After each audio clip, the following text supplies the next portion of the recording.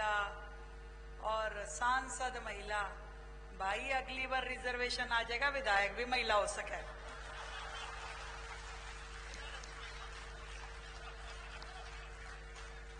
नहीं, 2029 में मोदी जी ने वैसे ही महिलाओं को रिजर्वेशन दे दिया है, तो ये सीरीज आगे तक भी जा सकती है।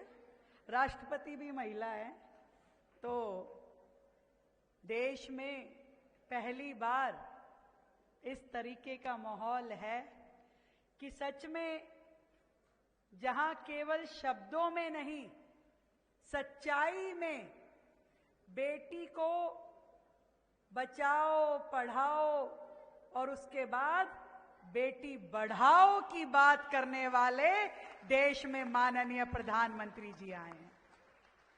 नहीं तो कैसे एक साधारण पृष्ठभूमि से आने वाली कमलजीत शेरावत को सांसद के रूप में काम दे दिया जाता है।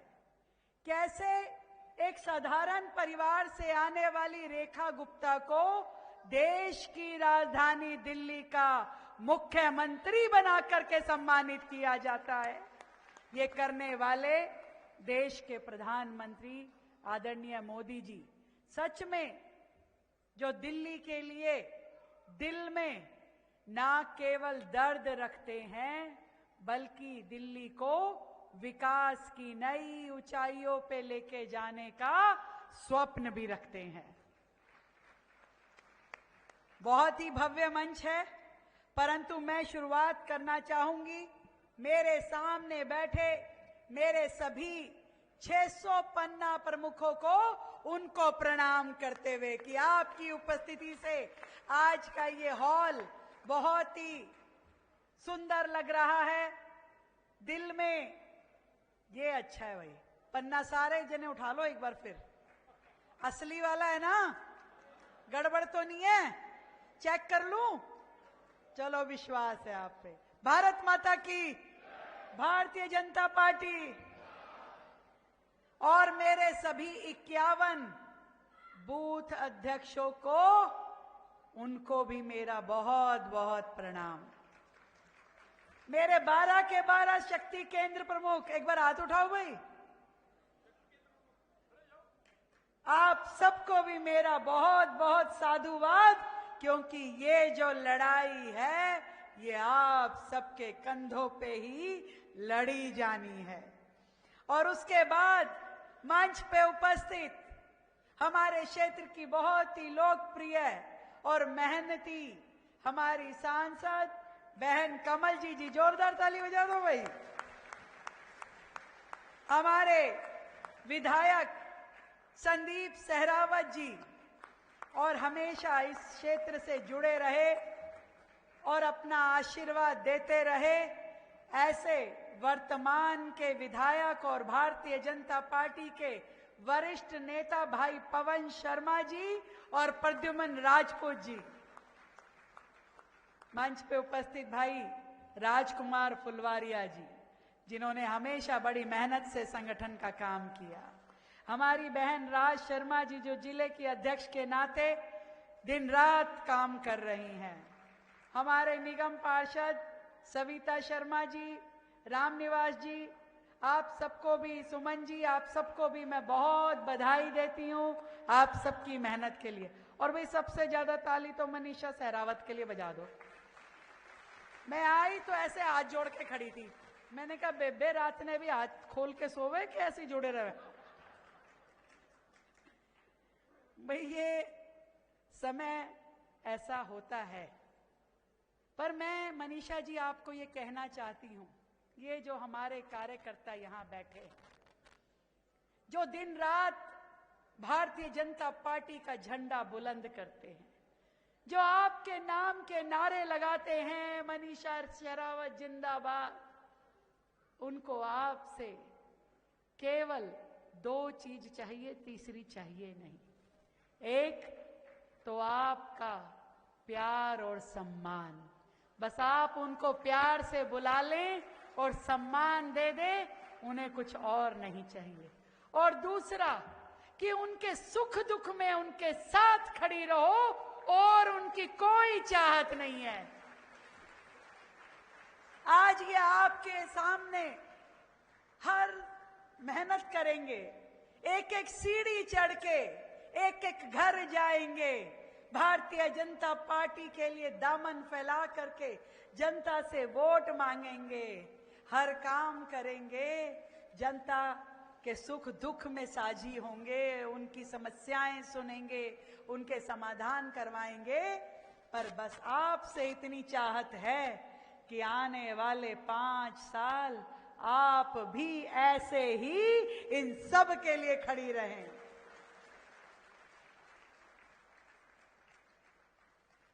अभी कमलजीत जी कह रही थी कि हमारे अंदर ही प्रधानमंत्री देखो, हमारे अंदर ही मुख्यमंत्री देखो।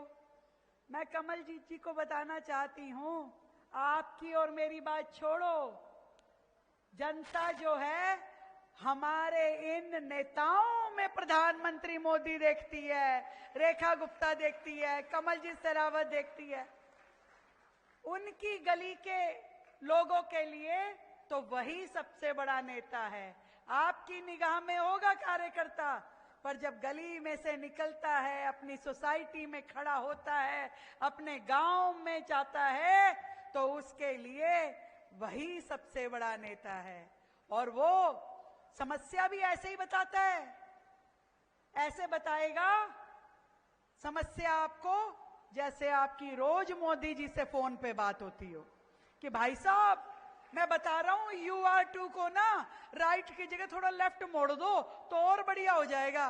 तो जैसे आप रात को कहोगे मोदी जी एक काम करो UR2 को राइट की जगह लेफ्ट मोड़ दो, अगले दिन फिर पूछ लेगा बात हो गई क्या, बता दिया आपने मेरा सुझाव, ऐसे और कर दो। तो हर नागरिक को इस बात का पता है कि मैं भारतीय जनता पार्टी के इस पटका पहने हुए नेता को अगर अपनी समस्या बताऊंगा तो मेरा समाधान निश्चित रूप में हो जाएगा। यही विश्वास, यही ताकत भारतीय जनता पार्टी को मजबूत करती है, क्योंकि हमारे पास एक नेता नहीं है, हर बूथ पे नेता है, हर गली में नेता है जो इतना मजबूत है, जिसका पैर अंगद के पैर के जैसे जहां टिक जाए कोई उसे हिला नहीं सकता। और जहां तक है भैया कामों की बात, मैं देश और दुनिया की बात नहीं कर रही, मैं दिल्ली की बात करना चाहती हूं।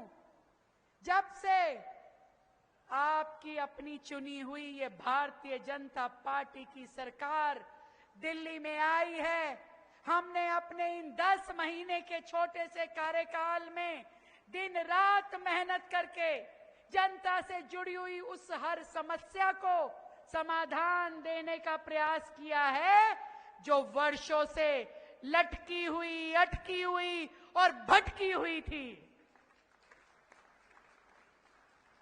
मैं बताना चाहूंगी कि आपकी इस मटियाला विधानसभा में ही, अभी किसी और विधायक ने सुन लिया तो मुझे पकड़ लेंगे, मात्र इस विधानसभा में ये अपने शेरावत के यहाँ, संदीप शेरावत के यहाँ 150 करोड़ रुपए का बजट दिल्ली सरकार की ओर से दिया है हमने।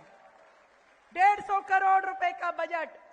वर्षों से जो ग्रामीण बोर्ड पिछली केजरीवाल की सरकार में बंद पड़ा था, उसे मैंने चालू किया, रिवाइव किया, उस समिति का पुनर्गठन किया और उसमें 1000 करोड़ का फंड देते हुए उसमें से 100 करोड़ सीधा सीधा तुम्हारे विधायक को दिया।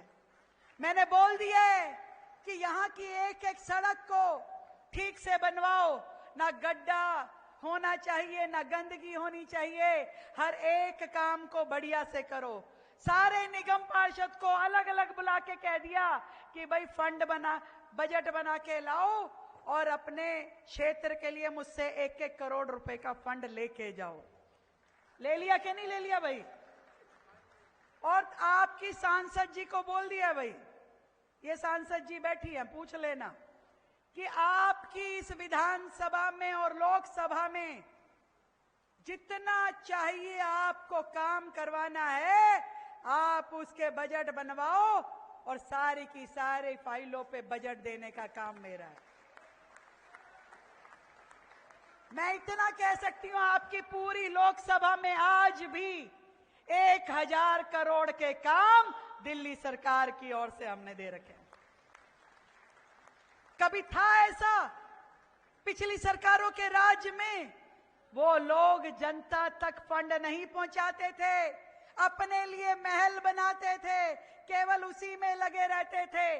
नहीं तो क्या कारण है कि 15 साल की कांग्रेस की सरकार भी आके चली गई, 11 साल की केजरीवाल की सरकार भी आके चली गई, कभी गांव देहात का या द्वारका का विकास नहीं हो पाया। अनऑथराइज्ड कॉलोनियों का विकास नहीं हुआ, झुग्गी बस्तियों का विकास नहीं हुआ। हुआ कहां? दिल्ली तो हमेशा उनके राज में पिछड़ती चली गई। और जहां तक बात आपने की है हमारी सोसाइटीज की, कमल जी, मैं आपको विश्वास दिलाती हूं कि हमारी सोसाइटी के लोग जरा सा भी विकास कार्यों में मैं पीछे नहीं रहने दूंगी। मैं खुद अपने मुख्यमंत्री विकास कोष से उन कॉलोनियों में फंड दूंगी और कोई काम वहां रुकेगा नहीं। ताली थोड़ी धीरे नहीं है?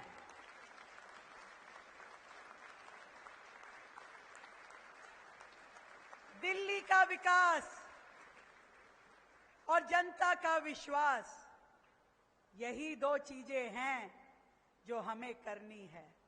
और इसलिए लगातार द्वारका तो अब भाई जैसे पहले पुरानी दिल्ली थी, फिर नई दिल्ली हुई, अब तो दिल्ली का द्वारका वाला जो पोर्शन है वो अपने आप में भी नई दिल्ली की भी उससे भी आगे निकल गई है।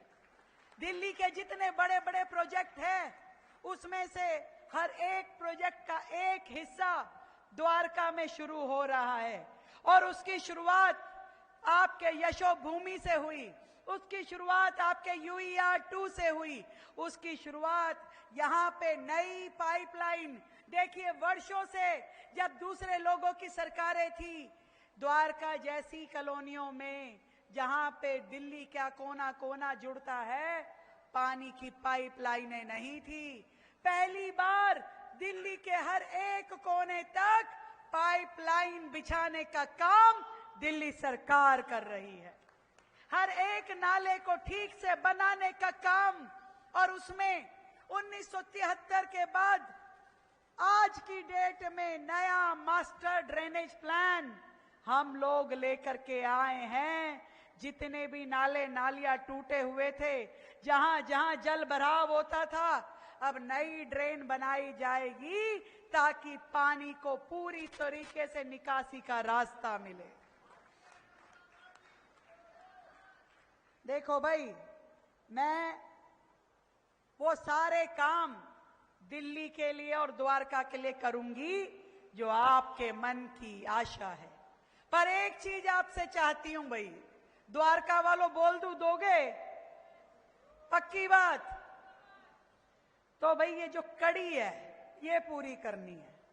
निगम पार्षद, विधायक, सांसद, मुख्यमंत्री, प्रधानमंत्री, अब इस कड़ी में जरा सा भी कुछ कड़ी बिगाड़ हो गया ना भाई, तो फिर सारे काम गड़बड़ हो जाएंगे। और यूं नहीं चाहिए आप जैसे लोग तो कहें मैडम जितने पड़े हैं, जितने पड़े से मेरा काम नहीं होगा। और ये ना ओवर कॉन्फिडेंस चाहिए।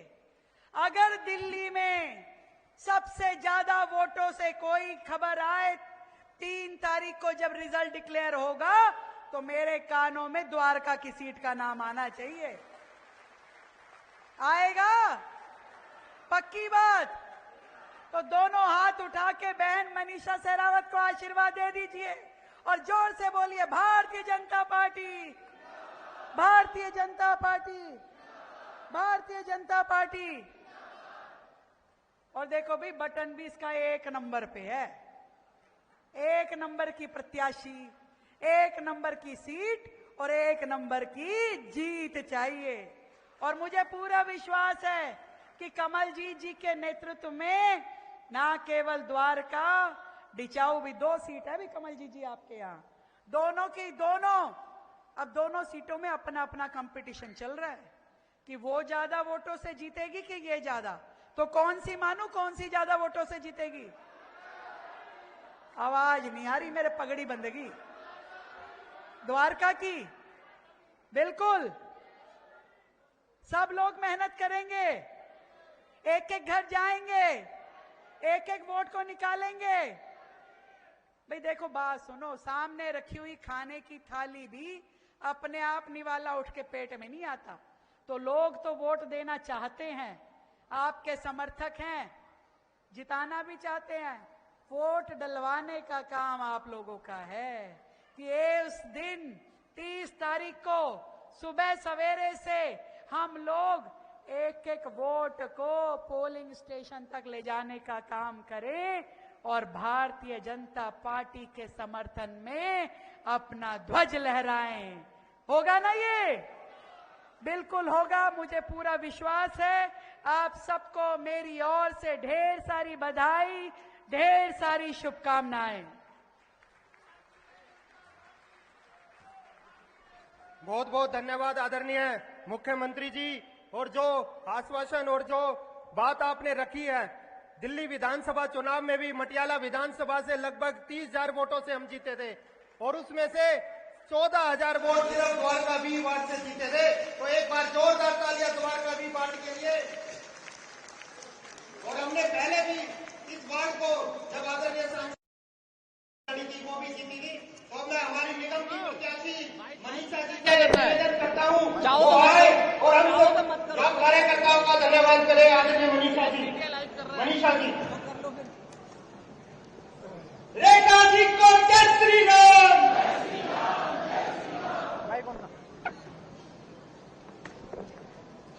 आओ आगे चलते हैं।